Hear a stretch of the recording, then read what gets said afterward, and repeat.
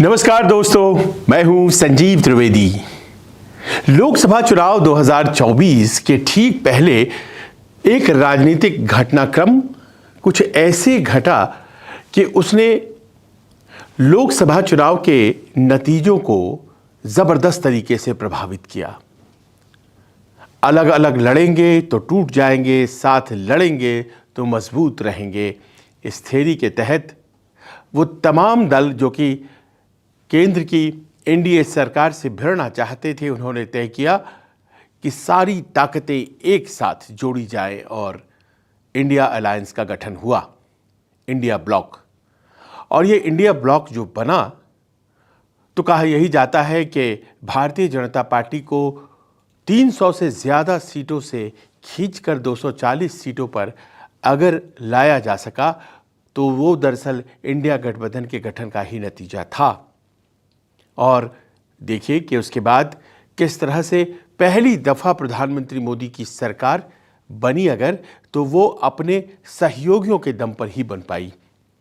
पहले भी सहयोगी साथ हुआ करते थे, लेकिन पहले वो ऑर्नामेंटल थे, आभूषण थे। इस बार उनकी सही मायने में ज़रूरत है।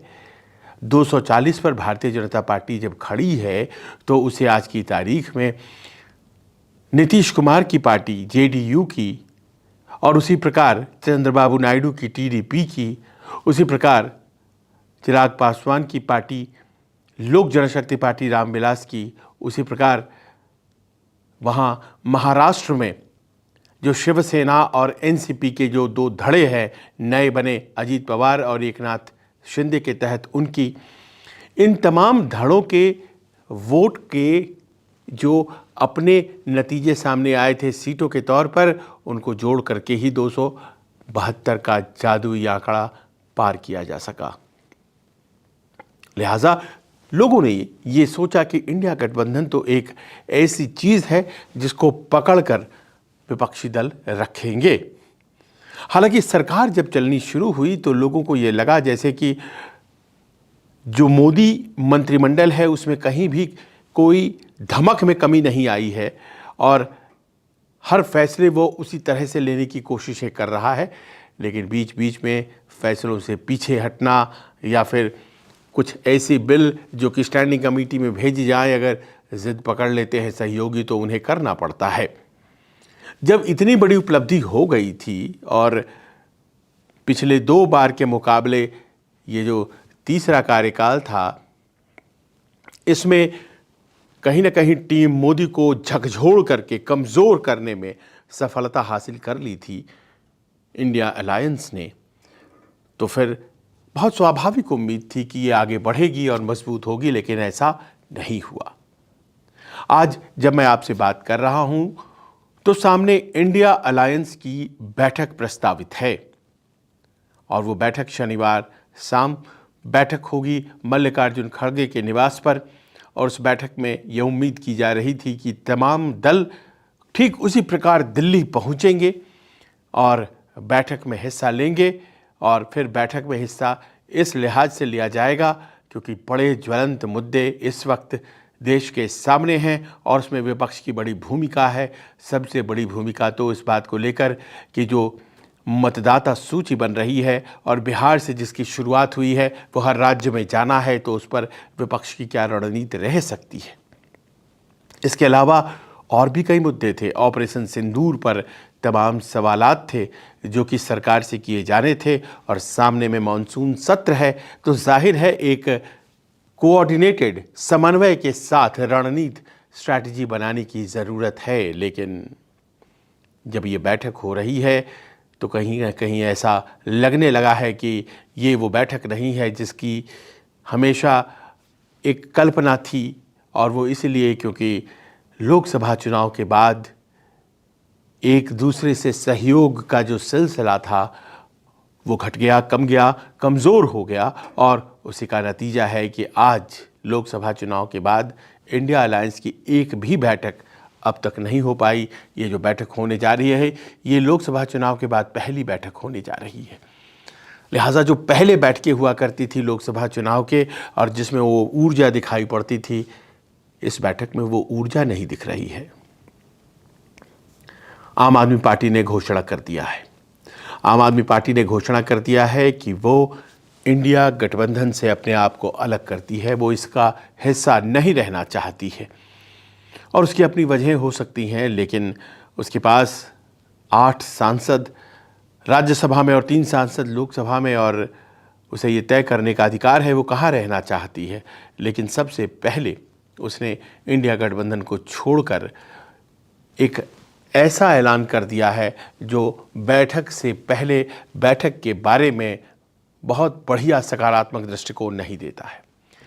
सिर्फ इंडिया अलायंस ही सब लोगों को जीत दिलाएगी ऐसा नहीं है, सबकी अपनी अपनी रणनीति होती है।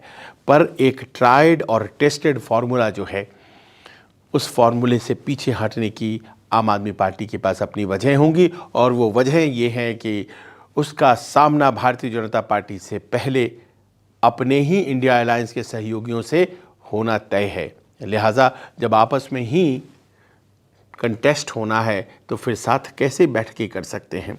बात चाहे दिल्ली की हो, जिस तरह से आपने देखा कांग्रेस अलग लड़ी, आम आदमी पार्टी अलग, और भारतीय जनता पार्टी को त्रिकोण का फ़ायदा हुआ।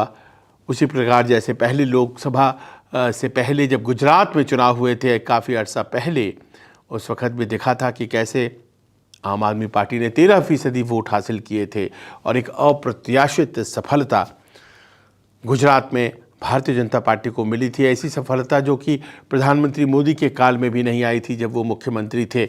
150 से ज़्यादा सीटें, 180 से कुछ ज़्यादा सीटें वहाँ हैं, उसमें 150 से ज़्यादा सीटें आ गई थीं।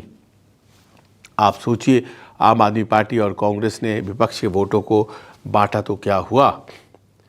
उसके अलावा यह अदावत पंजाब में भी दिखाई पड़ रही है, गोवा में भी दिखाई पड़ रही है, और अभी तो बिहार में भी चुनाव लड़ना है अलग, इस बात की घोषणा आम आदमी पार्टी ने कर दी है। तो साथ कैसे रहते, लिहाजा शनिवार की बैठक में वो नहीं होंगे। पर क्या वो अकेले दल हैं जो ऐसा कर रहे हैं? इंडिया अलायंस से अपने आप को दूर करने वाले कुछ और नाम हैं क्या? देखिए, इस बात को शुरुआत से ही महसूस किया जाने लगा था कि ये जो इंडिया अलायंस है इसमें ममता बनर्जी सहज नहीं है।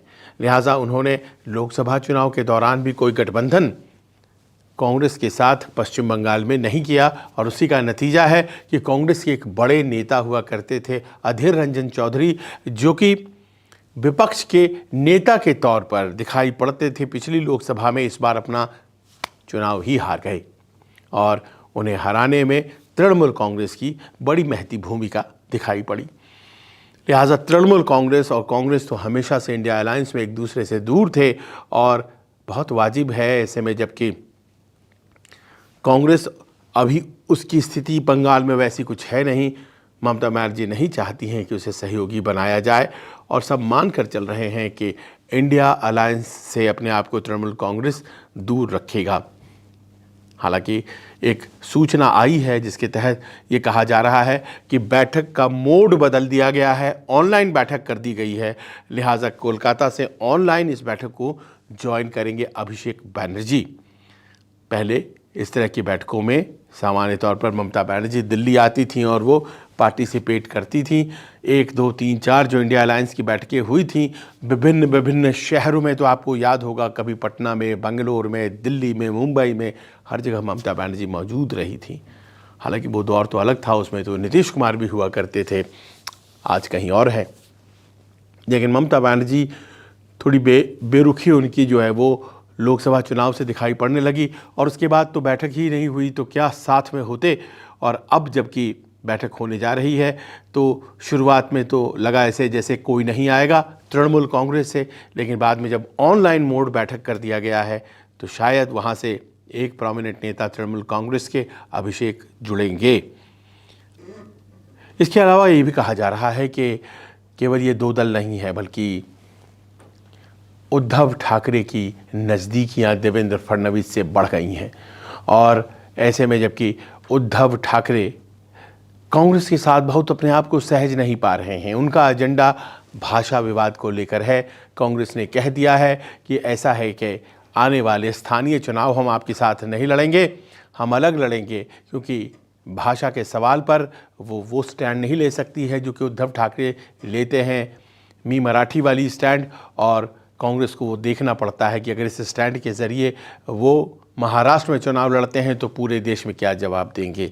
लिहाजा वो पेच कमज़ोर पड़ने लगा। वहाँ भी उद्धव ठाकरे कल दिल्ली में आएंगे क्या वो यहाँ होंगे, बैठक में भाग लेंगे क्या? अभी भी अटकलों के दायरे में ये बातें हैं, स्पष्ट कुछ भी नहीं हुआ है। बहुत ज़्यादा सीटें उद्धव ठाकरे नहीं जीते थे, लेकिन बड़ी निर्णायक सीट उनके पास करीब 9 सांसद हैं, और ये भी बताया जा रहा है कि वो एक मजबूत कद्दावर नेतृत्व हैं, जो कि एक बुलंद चेहरे के साथ जब मंच पर खड़ा होता है तो जाहिर है उद्धव ठाकरे की अपनी मौजूदगी होती है। लेकिन 2 फैक्टर्स, पहली तो ये है कि बहुत ज़्यादा तालमेल कांग्रेस के साथ रह नहीं पा रहा है, वो अपने भाई के साथ जुड़ना चाहते हैं, यानी कि राज ठाकरे के साथ, और राज ठाकरे के साथ कांग्रेस असहज है। और दूसरी, स्थानीय चुनाव में उसने कह दिया है कि हम दोनों भाइयों के साथ नहीं आ सकते हैं, या फिर कम से कम उद्धव ठाकरे के साथ नहीं आ सकते हैं। और फिर ये जो मुलाकातों का सिलसिला हमने देखा, पहले उद्धव ठाकरे और देवेंद्र फडणवीस के बीच एक बड़ी मीठी नोक-झोंक होती है किसी सामाजिक कार्यक्रम में, और उसके बाद फिर एक बाकायदा मुलाकात चेंबर में देवेंद्र फडणवीस के, जब एक मसले को लेकर उद्धव और उनके पुत्र आदित्य दोनों मिलने के लिए गुरुवार को मुख्यमंत्री के दफ्तर में गए थे। इस तरह से हम जोड़ते जोड़ते 3 दलों तक तो पहुंच गए हैं। यानी कि पहला दल आम आदमी पार्टी स्पष्ट कह दिया, तृणमूल कांग्रेस थोड़ी हाँ थोड़ी ना की स्थिति है, और उद्धव की अभी तक पता ही नहीं चली है, यानी कि शिवसेना UBT। अब ऐसे में देखिए, जाने वाले जाएंगे, आने वाले आएंगे। कांग्रेस अपनी जगह मुस्तैदी से खड़ी है, सबों को भारतीय जनता पार्टी से लड़ना है, लेकिन कांग्रेस के साथ नहीं रहना है। तो ये जो एक स्थिति बनकर सामने आ रही है, ये स्थिति विपक्ष की जो अपनी पोजीशन है उसको जाहिर है कमज़ोर करती है। कांग्रेस आज की तारीख में राष्ट्रीय जनता दल के साथ, समाजवादी पार्टी के साथ और DMK के साथ मजबूती से खड़ी है। इसके अलावा NCP शरद पवार गुट के साथ भी वो खड़ी है, लेकिन धीरे धीरे ये जो संख्या है सहयोगियों की वो घटती चली जा रही है। और अखिलेश यादव और कांग्रेस कितना सहज हैं, इसके बारे में भी बहुत कुछ स्पष्ट तस्वीर नहीं है। लोग उम्मीद यही करते हैं कि सब साथ होंगे, लेकिन यहाँ भी ऐसा लगता है कि कुछ विभेद है।